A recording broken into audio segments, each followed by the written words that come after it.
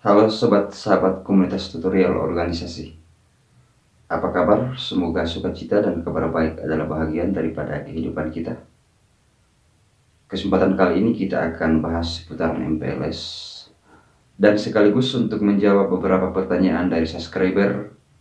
pada salah satu video yang berkaitan dengan MPLS, seperti mempertanyakan bahwa apakah ketua OSIS yang selalu berperan menjadi ketua panitia pelaksana MPLS, dan juga mempertanyakan tentang susunan agenda rapat bersama pembentukan panitia MPLS yang kita rangkai dalam satu judul, yaitu Rapat Bersama Pembentukan Panitia MPLS.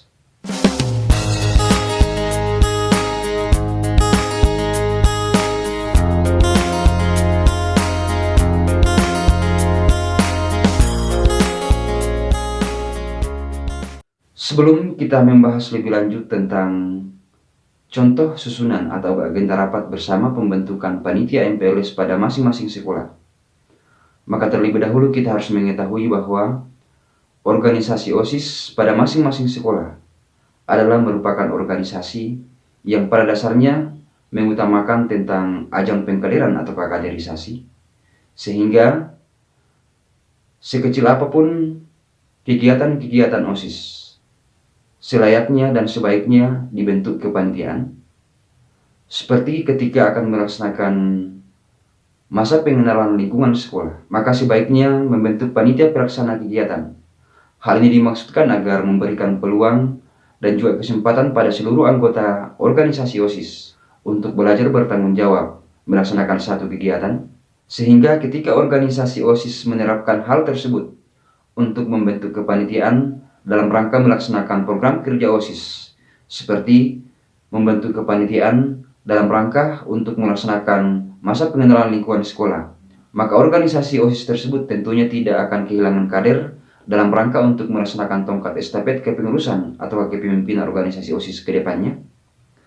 Meskipun demikian, perlu dipahami bahwa organisasi OSIS juga memandang perlu untuk tidak membentuk kepanitiaan dalam rangka melaksanakan masa pengenalan lingkungan sekolah, sehingga yang berperan dan bertanggung jawab dalam melaksanakan kegiatan masa pengenalan lingkungan sekolah tersebut adalah pengurus OSIS, terutama ketua OSIS, sehingga dapat kita melihat bahwa tidak selamanya ketua OSIS berperan sebagai panitia pelaksana masa pengenalan lingkungan sekolah, tetapi diharapkan ketua OSIS tersebut dapat membentuk panitia pelaksana kegiatan sehingga dapat membentuk kader-kader organisasi karena telah belajar dalam rangka melaksanakan kegiatan-kegiatan seperti pelaksanaan kegiatan masa pengenalan lingkungan sekolah. Sedangkan rapat bersama pembentukan panitia MPLS pada masing-masing sekolah dimaksudkan agar seluruh komponen-komponen organisasi pada masing-masing sekolah, baik itu organisasi OSIS, organisasi kepanduan seperti organisasi PMI, organisasi kepramukaan, dan juga unit kesehatan sekolah, dapat berperan aktif dalam pelaksanaan MPLS, sehingga ketika organisasi OSIS melaksanakan rapat bersama dengan organisasi-organisasi yang ada di dalam lingkungan sekolah dan juga organisasi-organisasi yang berada di luar lingkungan sekolah,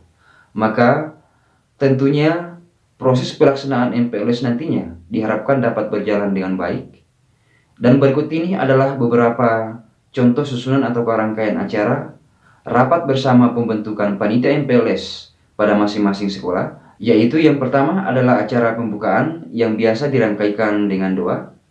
Kemudian acara yang kedua adalah penyampaian rencana susunan agenda rapat yang biasa disampaikan oleh sekretaris rapat. Dalam hal ini disampaikan oleh sekretaris OSIS. Kemudian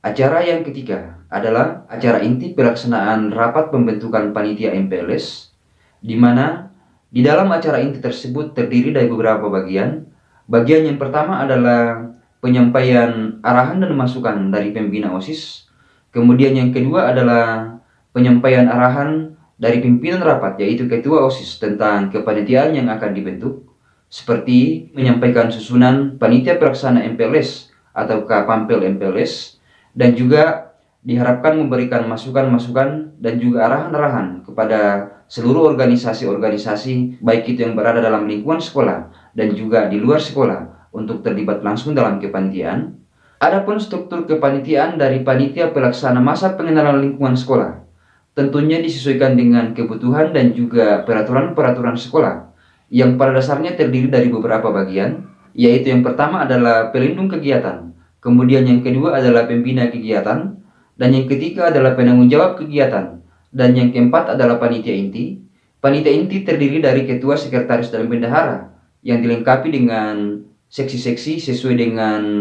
seksi yang telah disepakati bersama melalui rapat bersama pembentukan MPLS. Kemudian acara yang ketiga dalam acara inti, yaitu adalah penyampaian saran dan masukan dari seluruh peserta rapat tentang kepanitiaan yang akan dibentuk, yaitu kepanitiaan MPLS, terutama yang berkaitan dengan personil yang akan terlibat di dalam kepanitiaan yang akan dibentuk nantinya. Kemudian yang keempat, yang merupakan bagian dari acara inti dalam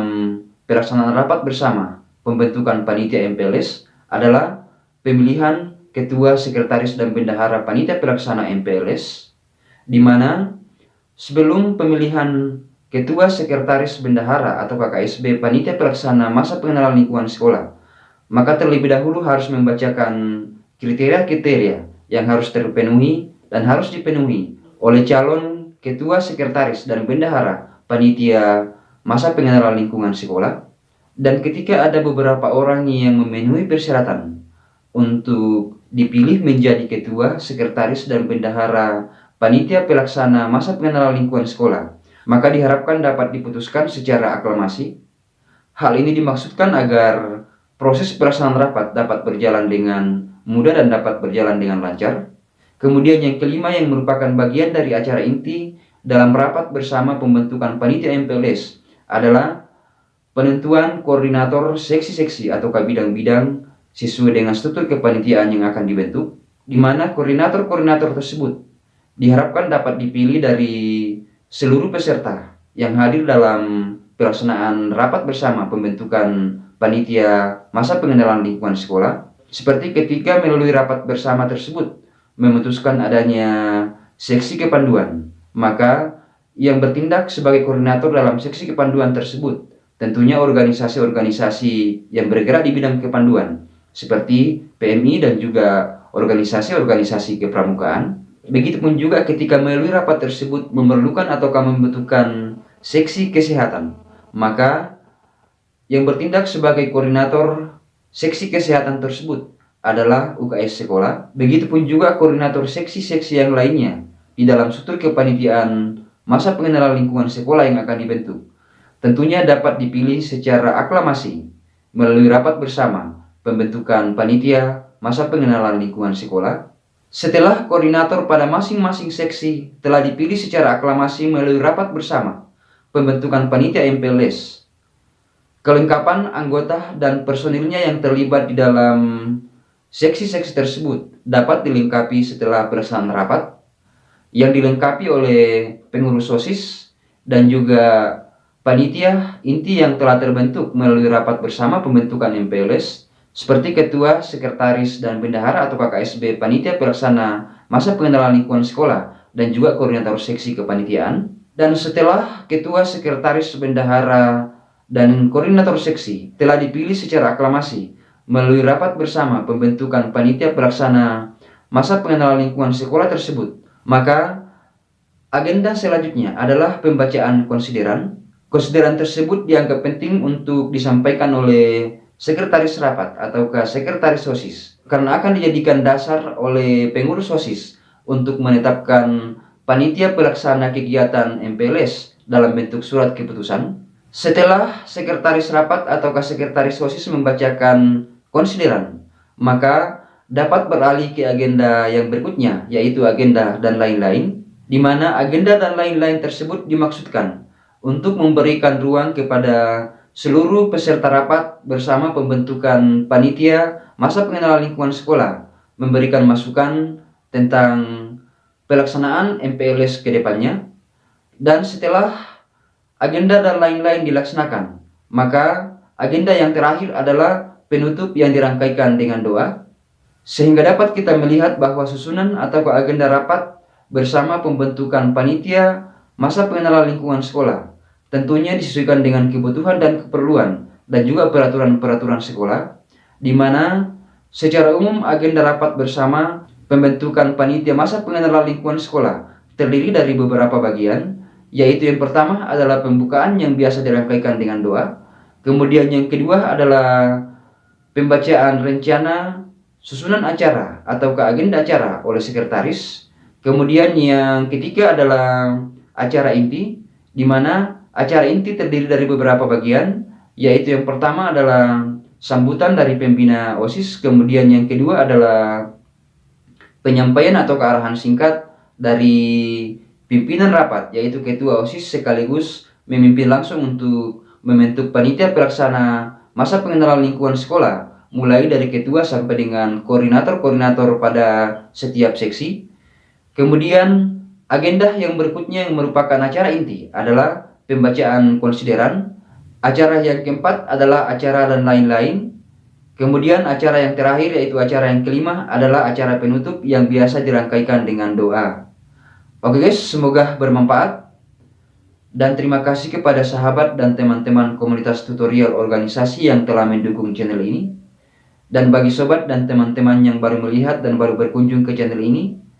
dan berkerinduan untuk belajar seputaran organisasi, silakan bergabung dengan saya melalui channel tutorial organisasi. Dan jangan lupa untuk mengklik salah satu video yang akan ditampilkan di akhir video ini. Salam kompak penuh persahabatan dan terima kasih sudah menonton.